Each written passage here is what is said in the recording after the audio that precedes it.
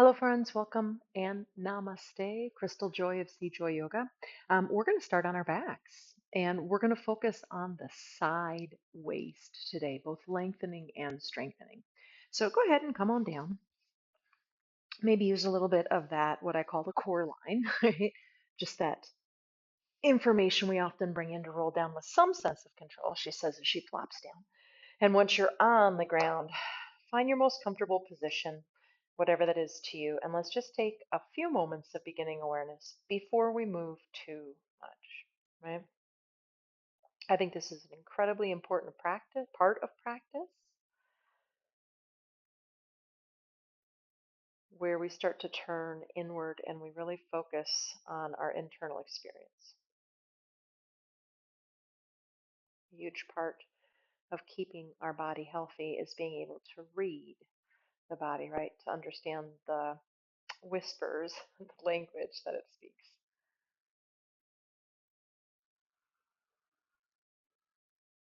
So notice sensations. There's some that just not naturally kind of dominate. And then, if you bother to bring your awareness to the tip of your nose, there probably is information coming in there as well. You do have nerve endings there. It's just something you don't usually feel unless it's like something lands on your nose, etc. So you might check into some of those areas that aren't talking necessarily, but still taking in information.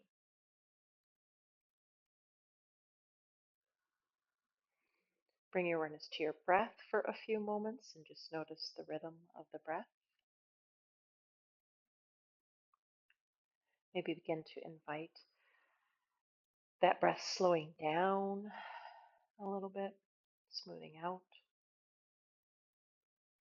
And then we'll continue to cultivate the breath as we move. So go ahead and tee your arms out, walk, feet on the ground, knees bent, walk your feet about as wide as your mat, and we'll go into windshield wipers. So you're going to exhale as your knees go to the right. You'll inhale the knees up and you'll exhale them to the left. So I teach this in almost every pose. I do think it's one of the healthiest things we can do for the discs between our vertebrae, particularly in the low back, mid back area.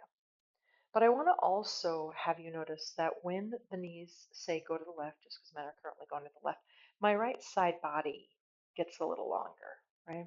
And I come up, and then when I go to the right, my left side body. So just notice the side waist elongate as the knees move from side to side. You can turn your head opposite way of the knees if you want. You don't have to. And then the next time the knees are over the right, go ahead and leave them over there. If it's all right for your body and your joints, put that right foot on top of that outer left knee-ish, thigh-ish, right? And let that right leg weight the left leg in. And again, just notice how that changes the experience. I mean, anywhere, anything that you notice, but since the focus is the sideways, that's where I'm going to bring us today to notice. Bring the right foot down, bring the knees up and over to the left. Once you get settled in, maybe left ankle, outer right thigh slash knee. And again, just let that left leg weight the right leg in and bring your awareness into the side waist, or at least that's the invitation. Bring the left foot down, bring the knees back up, walk the feet back in, bring that right knee in and give that knee a little hug. You can interlace anywhere on that leg. Bring that right foot down, bring that left leg in, give that left leg a hug. Bring that foot down. This time when you bring the right knee in, friends, we're going to bring it out to the right a little bit and still hugging it in, but in that wider stance. And bring that down so a little more like a half child's pose, right? Supine child's pose. Left leg out to the left. And bring that back down. And then we're going to go into happy baby. So knees in that wider position we just had. Unbend the knees till your feet face the ceiling. Grab onto the outer leg somewhere. And then try to play a little bit with cat cow in your pelvis, right? What I mean by that is usually we're all in cat real good, right? Try to move the spine towards cow, the low back, and play a little bit with trying to lengthen your spine while you're in happy baby. And if you want to rock a little bit, I'm going to go ahead and straighten my right leg out to the right when I go to the left, and my left leg out to the left, and see if I can't get a little inner groin length. I can tell my pelvis and hips would like that. So again, feel free to um, move this however would be the most beneficial in your body. And then come on back to center, and let's put those feet back down. You're going to extend your legs all the way out to straight and flex the feet, heels pushing forward to the front of the mat. You're going to inhale the arms overhead. So it's a little bit like you're getting out of bed in the morning, kind of a stretch, right? Feel free to support the arms if it feels like they're hanging and they don't reach the ground and it's hard on the shoulder girdle, right? And then go ahead and reach a little more through your right fingers and your right heel. So your right side will get a little longer, your left side gets a touch shorter, right? Come back to center and left fingertips and left heel away from each other. And do that again. It's a pretty small, subtle move. Let it be just that. We'll get into the bigger move in a little bit here, right? And by the way, not everything has to be a huge sensational move, right? We're taught that in the American society. Come back to center. Let your right ankle move over to the right edge of the mat, or heel, I should say. Cross your left ankle over your right. If that's too much, don't go as far with the right heel. The right hand is going to grab the left wrist, and then the hips stay still, but you're going to wiggle your shoulders over. So I kind of put my head down, lift my shoulders, wiggle them over, and vice versa, and kind of wiggle over. And I am a little bit in a banana shape. And then hopefully I start to elongate through somewhere through that left side body. Where are you feeling it today? I can be passive. I can also push through my left inner heel, kind of over on that diagonal towards the right. And I can use my right hand to kind of lengthen that left hand, arm a little bit back. And come on back through center into that just getting out of bed in the morning stretch we started with, right? And then left heel over towards left edge of mat. Less is more for some of us, right? Cross that right ankle over. And then you're going to grab your right wrist with your left hand and wiggle your body over to the left. And then, breathe and stuff. And just notice the experience you're having in the right side of your body. If it feels like there's compression on the left side or any pinching of nerves, don't go as far with the lateral stretch. Be wise. Don't hurt your body for it. You can be passive, or you can push the right heel and reach the right fingertips further away. Come on back to center. Bring those arms down. Shavasana, if you'd rather have your feet on the ground, you're welcome to that as well. And just pause for a moment. Okay, so put your feet on the ground with the knees bent. Interlace your hands behind your head, right? And by the way, today you do need some shoulder strength. So if you have really sensitive shoulders, this just might not be the sequence for you. So take an inhale, and with an exhale, 1, 2, 3. Remember that you're going to move your thighs into an imaginary block, pick your pelvic floor up into your middle of your abdomen, and pull your frontal hip points towards each other. And then you inhale, and do that one more time just to make sure we have the deepest stabilizers working. Adductors, pelvic floor, and corset. Inhale, release that for a moment.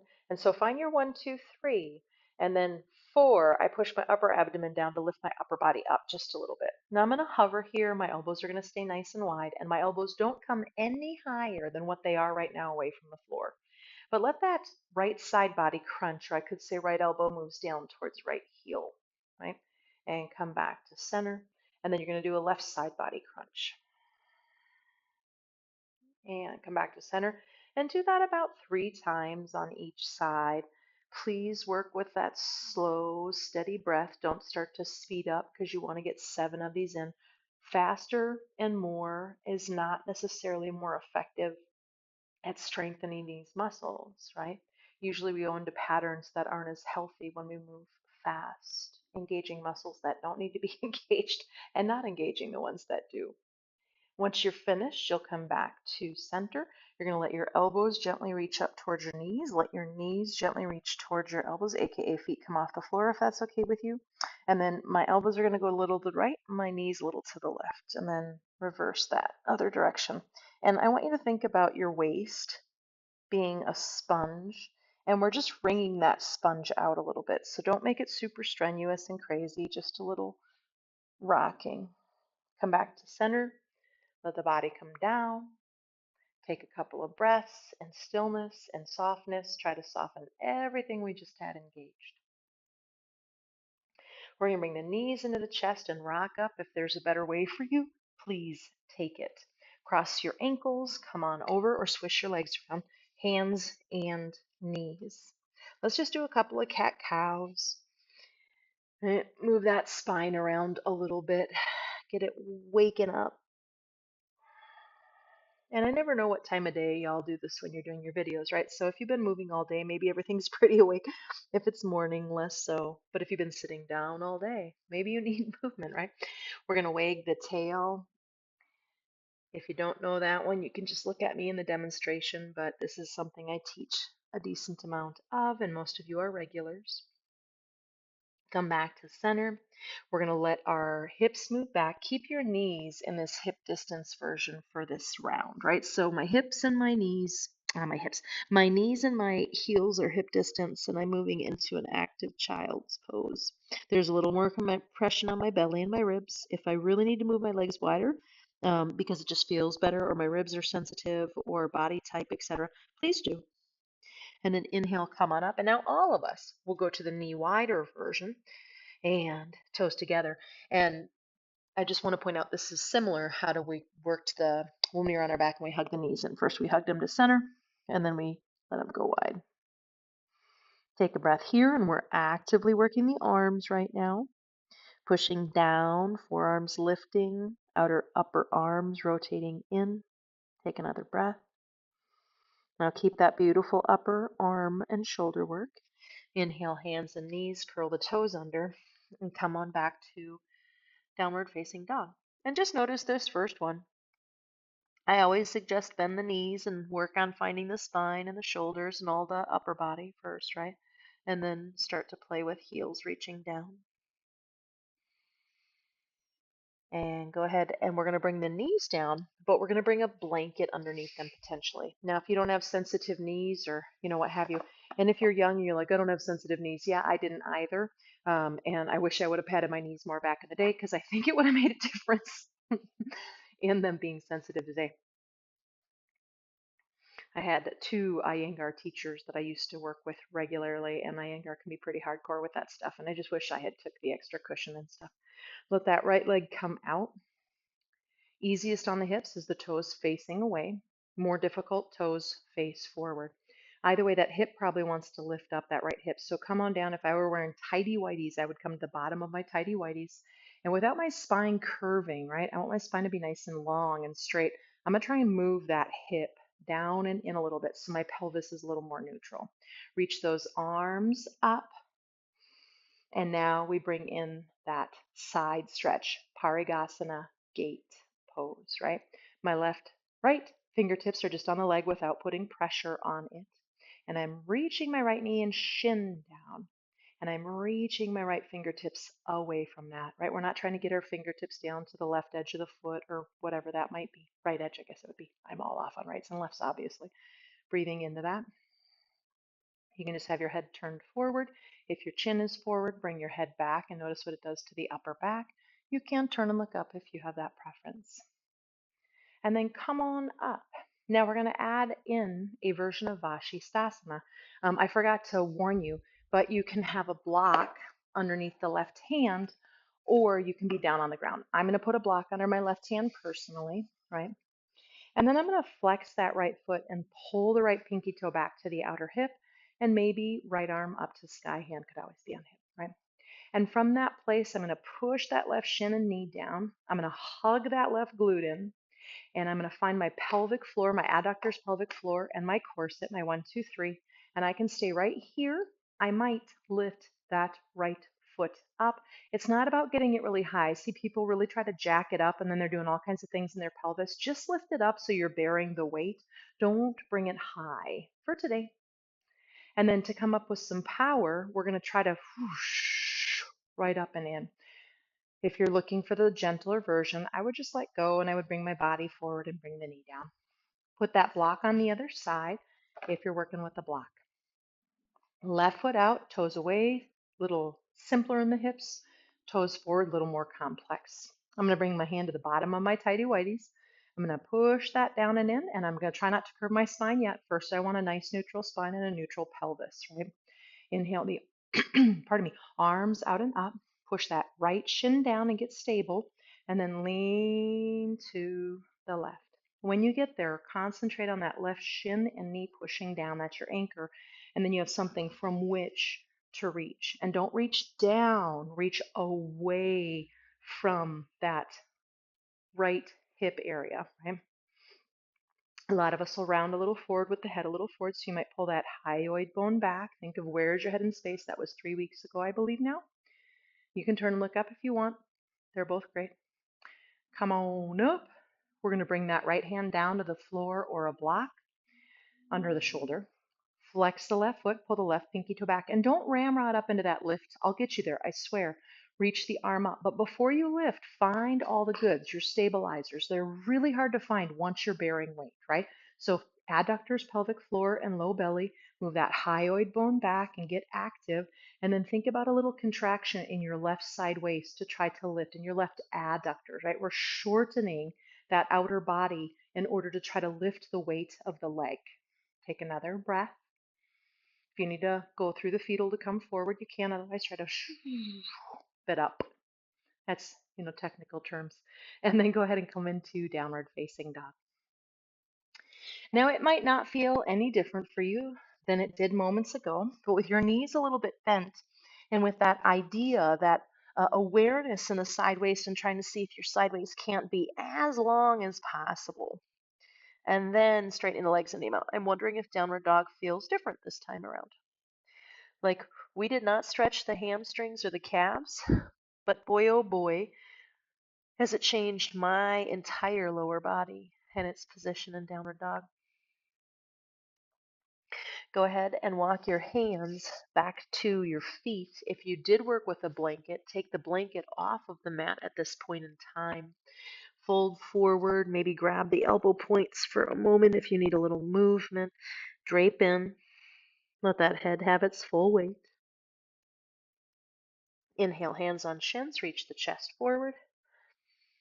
Exhale, fold. And inhale, come all the way up. Any arm variation you'd like. Arms down by side. We made it. We did it. Come on up to the top of your mat. I don't think you need blocks today, but you could always have them on standby in case, or you want them for something, right? Inhale, reach the arms out and up. Exhale and fold. Inhale, longest spine ever. Bend your knees, plant your hands, step, top of a push-up. Now your knees can come down, that's fine, right? But when you get into the pose, I want you to come back to that side waist idea, right? So shoulder blades on the back, the eyes lift, all the things. But what happens if you bring your awareness near your side waist and you try to get as long as you can in the sides of the waist?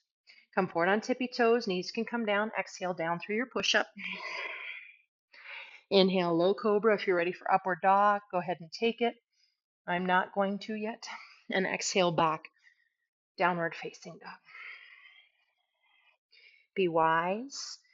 Use those deepest stabilizers for all transitions, especially coming up from your belly. Think of where your head is in space. I'm just bringing up some of the past work we've done, but also longest side waist ever. For those of us who tend to let the belly drop to the thighs, this actually really helps that. It helps the low back stay long and the belly gently pulled towards the spine. Okay. Go ahead and come down to child's pose. We have one more bigger piece. It's not the longest class, right? So we're just going to do a quick foray into one more version of Vashisthasana. Breathe. And go ahead and reach those arms forward. Plant the palms down. Come up into downward facing dog.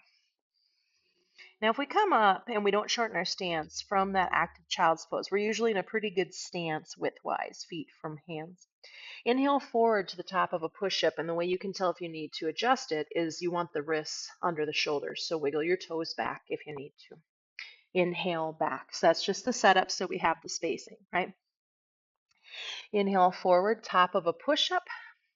Let your heels pivot to the right until your edges of your feet come down, right? And then from there, we're going to put our left hand either on our hip or reach it up to the sky. So push both of the inner edges of the feet down. They're different inner edges, obviously.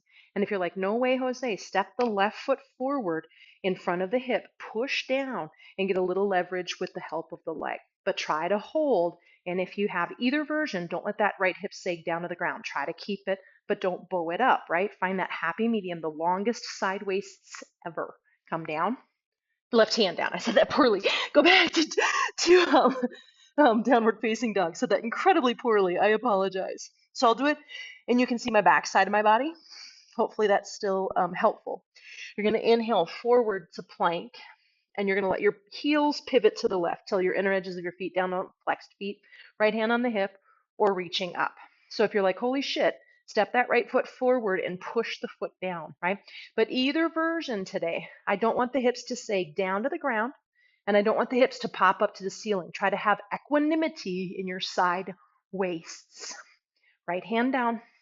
We're going to go down to the ground. Exhale, come down to the ground. I'm going to use knees this time. You don't have to, just pointing out it's okay. Inhale, low cobra or upward facing dog. Exhale back, downward facing dog. Longest side waists ever. Bring those knees down. Take a child's pose. Breathe.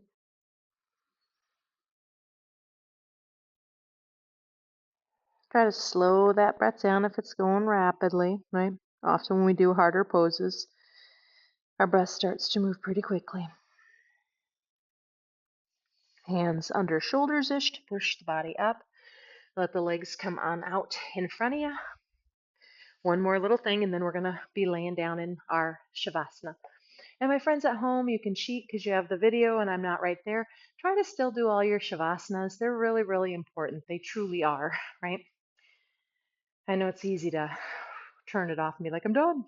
So have your feet come out in front of you. We're going to do a really simple twist. Right foot on the ground, knee bent. Let your left hand come around. I'll get you to that elbow hook in a second if you want. That left leg is going to straighten. Bring the right hand behind you. Get as tall as you can in the pelvis. Forgot to say, but you'll notice I'm sitting on height. And then exhale. Use the arms to bring yourself in a little bit deeper to that twist, right? And now suss it out. If when I bring that left elbow to the outer right knee, I'm just going to round my spine and just jam and ram my spine into it, I'd suggest not doing it. It's not even a twist class, for Christ's sake. But maybe you bring that elbow and it just gives you a little more movement into the twist. I'm not going to. It does not feel good in my body. It feels like I'm forcing it. And I've shared this many times before, but I've done different things to my body that have not been beneficial. In yoga, twists was one of the big ones, and it gave me a lot of issues in my pelvis and my SI joint. And turning forward, as soon as I stopped forcing and pushing myself in a twist, a lot of things started to remedy themselves. Go ahead and bring the left leg up and in. And I was doing yoga like 5 to 7 days a week, they were 1 hour and a half, 1.5 hour classes. So you can imagine there were a lot of twists. That right hand on the did I mirror? I might not have mirrored. And the other hand behind, doing the other side. So sorry. Get nice and tall. I was mirroring for some of the poses, not for other. Using the arms, move yourself into that twist, right? And then maybe that elbow hooks. But again, I'm not even going to do that. I would say if you're just rounding and pushing the leg and forcing, probably not your most beneficial thing, right? So I'm not saying don't do it. I'm saying do it with wisdom, right? Long spine and not forcing the body, just inviting it to a deeper place. Release the body forward, the leg forward. Feel free if you need something for Shavasana, grab it, have it on standby. Let's roll on down. If you feel like you need another pose, take a moment and do that. Otherwise, Make your way into Shavasana or constructive rest, something like that anyway.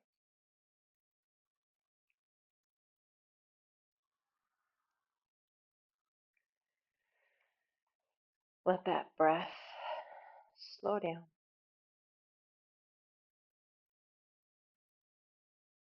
smooth out,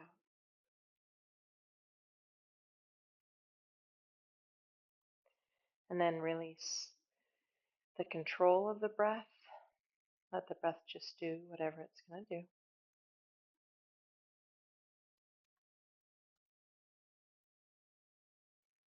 We're going to take about 1 more minute here. And again, I encourage you to stick with it. Notice muscles of the face, the neck, the throat, upper traps to the shoulders, a wave of relaxation washing through the arms to the hands and the fingers. Awareness back in the chest and the upper back, and let that wave of relaxation move down through that torso, belly, low back, pelvis, hips, legs, feet, and toes. So if you have more time, gosh, lying here would be a great gift to your physical body as well as your nervous system. If you've got places you've got to go, feel free to move the body a little bit. Please do not rush up. If we build any sense of calm, we so want to bring it with us, right?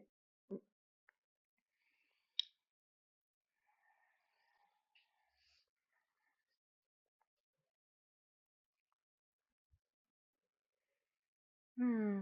Hello, beautiful body.